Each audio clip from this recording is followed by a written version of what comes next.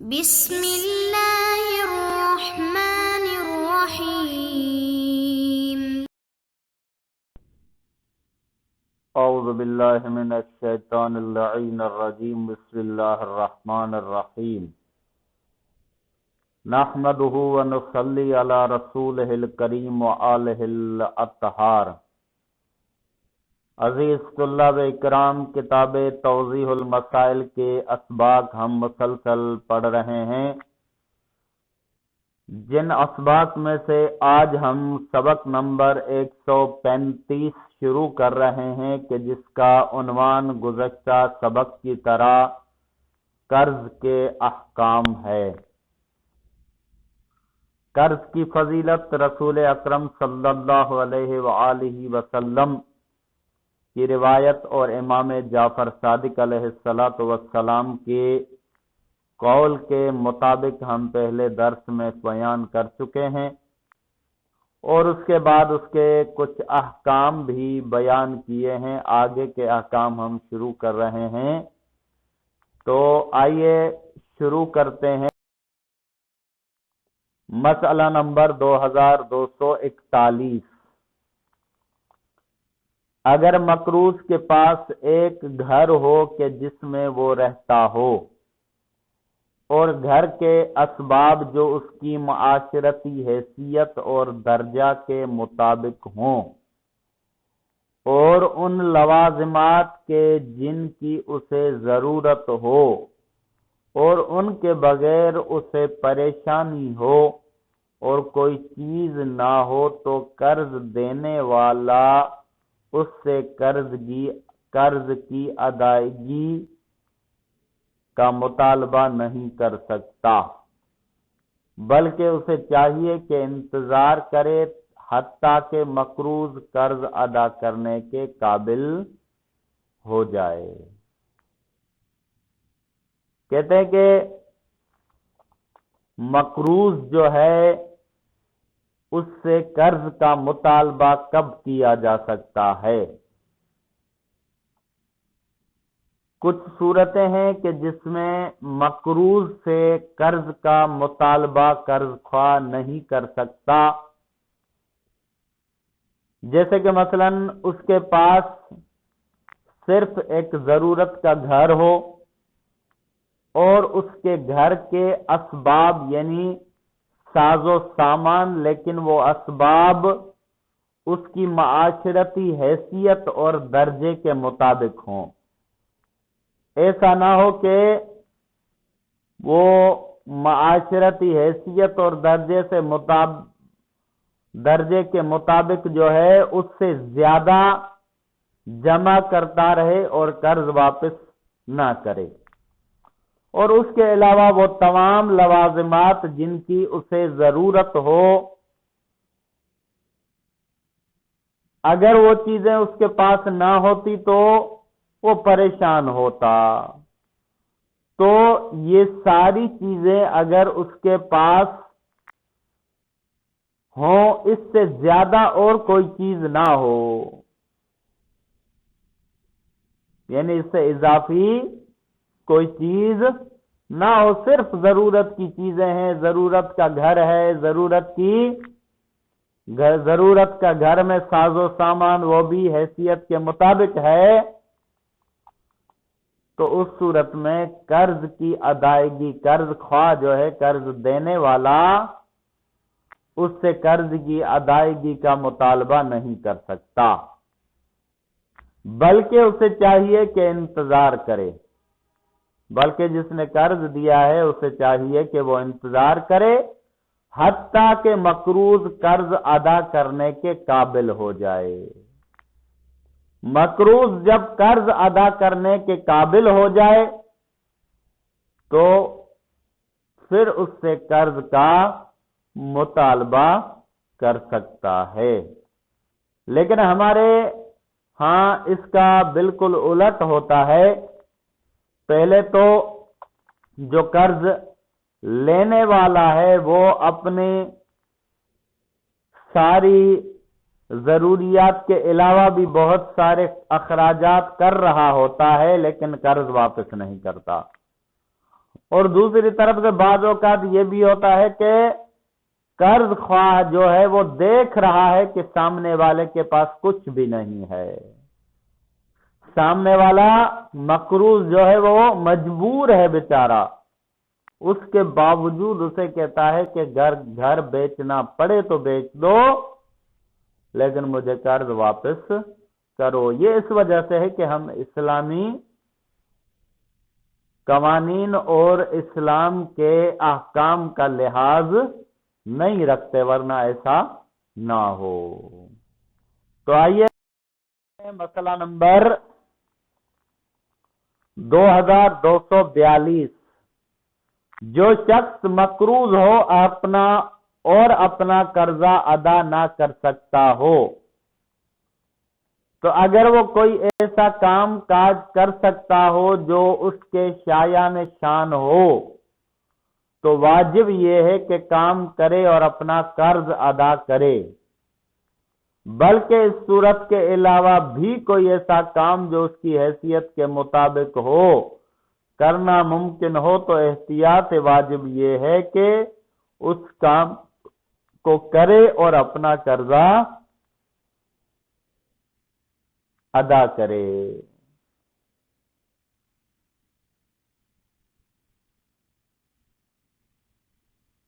اچھا، کہہ دیں گے مثلا مقروض، جو شخص مقروض ہے اپنا قرضہ ادا نہیں کر سکتا تو اسے چاہیے کہ ایسا کوئی کام کرے جو اس کے شایان شان ہو، یعنی اس کی شان کے مطابق جو کام ہو وہ کام کرنا اس کے لیے واجب ہے۔ ایسا نہیں ہے کہ بس کرے نہ کرے، نہیں، بلکہ اس کے لیے واجب ہے کہ وہ کام کرے اور کام کر کے اپنا قرضہ جو ہے وہ ادا کرے، بلکہ اس صورت کے علاوہ بھی کوئی ایسا کام جو اس کی حیثیت کے مطابق ہو، یعنی بالکل بھی شایان شان ہونا ضروری نہیں ہے، بلکہ اس کی حیثیت کے مطابق جو کام ہے وہ بھی اگر مل جائے کرنا ممکن ہو تو احتیاط واجب کی بنا پر وہ کام بھی کرے اور اس کام کو کرے اور اپنے قرضے کو ادا کرے، یعنی کسی طرح بھی کوئی کام کر کے جو کام کر سکتا ہو اور اس کی حیثیت کے مطابق ہو اسے انجام دے اور اپنا قرضہ ادا کرے، یہ احتیاط واجب ہے۔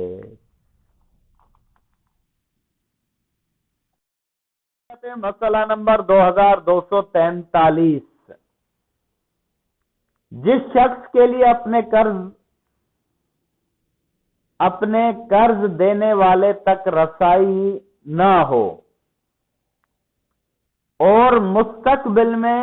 اس کے یا اس کے وارث کے ملنے کی امید بھی نہ ہو تو ضروری یہ ہے کہ وہ قرضے کا مال قرض دینے والے کی طرف سے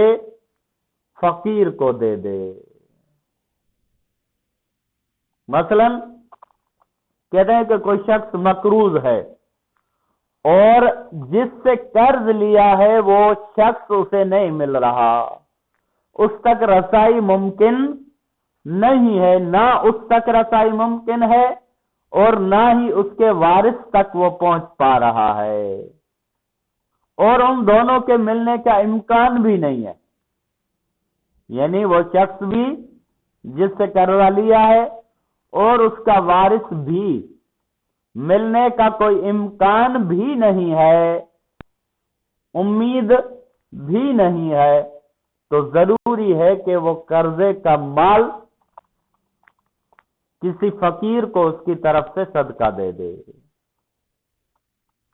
اور احتیاط واجب کی بنا پر ایسا کرنے کی اجازت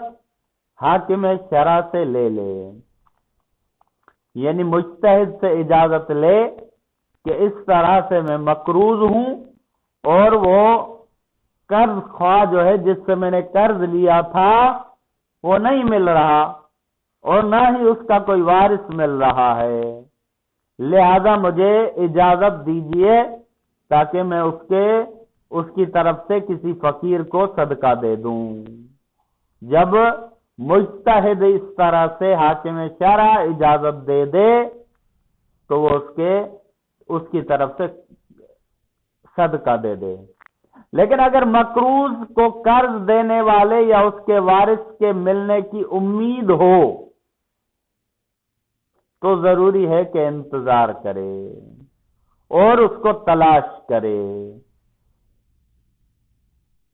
اور اگر وہ نہ ملے تو وصیت کرے کہ اگر وہ مر جائے اور قرض دینے والا یا اس کا وارث مل جائے تو اس کا قرض اس کے مال سے ادا کیا جائے۔ کتنی دیکھیں تاکید ہے قرضہ لوٹانے کے حساب سے، کسی کا حق جو ہے وہ ادا کرنے کے حساب سے۔ کہتے ہیں کہ مقروض کو قرض دینے والے یا وارث کے لیے کہ ملنے کی امید ہو، اسے امید ہے کہ ابھی تو نہیں مل رہا لیکن ہو سکتا ہے کہ کچھ عرصے میں یا کبھی مل جائے، تو وہ جو قرض ہے وہ اپنے پاس رکھے مال، اور وہ انتظار کرے اور اسے تلاش کرتا رہے، جب بھی مل جائے اسے دے دے۔ اگر وہ پھر بھی نہیں ملتا لیکن امید ہے تو وہ وصیت کرے کہ اگر وہ مر جائے اور قرض دینے والا یا اس کا وارث مل جائے تو اس کا قرض اس کے مال سے ادا کیا جائے۔ جاتے جاتے یعنی جب اسے یہ خطرہ لاحق ہو کہ ہو سکتا ہے میں مر جاؤں، تو وہ اپنے ورثاء کو وصیت کرے کہ اگر میں خدا نخواستہ مر جاؤں اور قرض جس سے لیا تھا میں نے وہ یا اس کا وارث مل جائے تو میرے مال میں سے اس کا قرضہ ادا کر دیا جائے۔ یہ ہے اصلی اور ہمارا دین، جس کو آج کل کے زمانے میں ہم کافی حد تک چھوڑ چکے ہیں۔ اگر اس طرح سے حقوق ساروں کے ادا ہوتے رہیں تو یہ معاشرہ بہت بہتر بن سکتا ہے، اتنی مصیبتیں اور اتنی مشکلات معاشرے میں نہ ہوں۔ اب آتے ہیں مسئلہ نمبر 2244۔ اگر کسی میت کا مال اس کے کفن دفن کے واجب اخراجات اور قرض سے زیادہ نہ ہو تو اس کا مال انہی امور پر خرچ کرنا ضروری ہے اور اس کے وارث کو کچھ نہیں ملے گا۔ کہتے ہیں کہ مثلا کوئی شخص مر جائے، وہ مقروض ہے، اس کے اوپر قرضہ ہے، اب جو اس نے ترکہ چھوڑا ہے یعنی جو مال چھوڑا ہے اس میں سے صرف اس کا کفن دفن کے جو واجب اخراجات ہیں وہ پورے ہو رہے ہیں اور اس کے ساتھ ساتھ صرف اس کا قرضہ ادا ہو رہا ہے، باقی مال کوئی اس سے اضافی مال نہیں بچ رہا، تو کہتے ہیں کہ اس مقروض جو کہ مر گیا ہے سب سے پہلے اس کے مال سے اس کے کفن اور دفن کے واجب اخراجات کو نکالا جائے اور اس کے بعد اس کا قرضہ ادا کیا جائے۔ اگر اس کے بعد اس کا مال کچھ نہیں بچتا تو اس کے وارث کو کچھ نہیں ملے گا، یعنی ایک طرف وارث ہو اور دوسری طرف اس کے واجب میت کے اخراجات اور قرضہ ہے تو میت کے واجب اخراجات اور قرضہ جو ہے اسے ادا کرنا چاہیے اور وارث کو کچھ نہیں ملے گا۔ ہاں البتہ اگر اس کے بعد بھی ان اخراجات کے بعد بھی کچھ بچ جاتا ہے تو پھر وہ وارث اپنے لیے لے سکتا ہے، ورنہ وارث کچھ نہیں لے گا، وہ اس کا قرضہ ادا کرے گا اور اس کے میت کے واجب اخراجات پورے کرے گا۔